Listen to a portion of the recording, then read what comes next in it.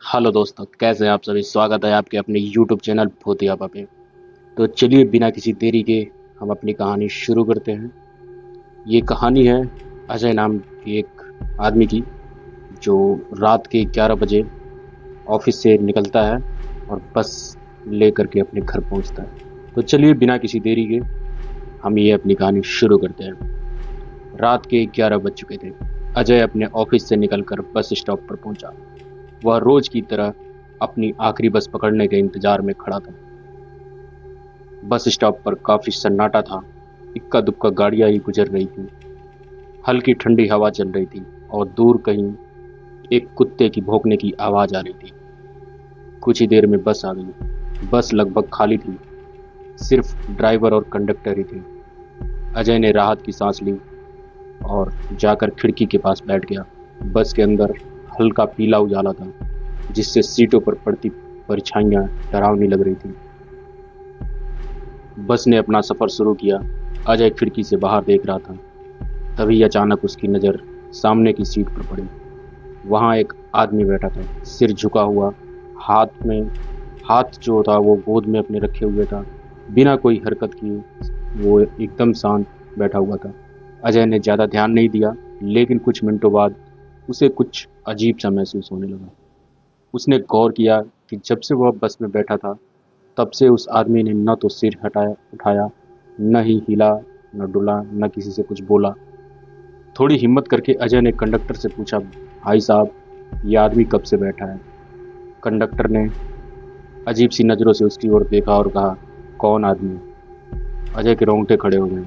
उसने कांपते हुए उंगली से सामने इशारा किया, लेकिन वहां अब कोई नहीं था। वह सीट पूरी तरह खाली थी। अजय की धड़कन तेज हो गई। उसने खुद को समझाया कि शायद यह सिर्फ उसकी थकान की वजह से हो रहा हो। लेकिन तभी एक और अजीब चीज हुई।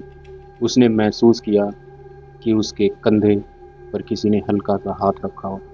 अजय घबराकर तुरंत पीछे मुड़ा, लेकिन वहां कोई नहीं था। अब उसे सच में डर लगने लगा था।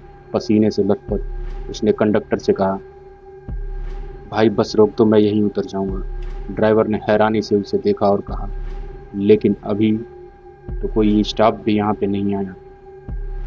अजय बोला, मुझे बस रोक दो, मैं यहीं पे उतर जाऊंगा। ड्राइवर ने अनमने भाव से बस तो रोक दी।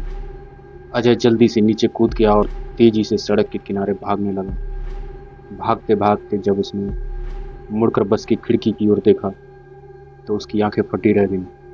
उसी सीट पर फिर से वही आदमी बैठा था। इस बार उसका चेहरा खिड़की से बाहर अजय की ओर था। लेकिन सबसे डरावनी बात यह थी कि उस आदमी की आंखें नहीं थी, सिर्फ काले गड्ढे थे और उसका चेहरा एक भयानक मुस्कान लिए हुए था। अजय की चीख निकल गई।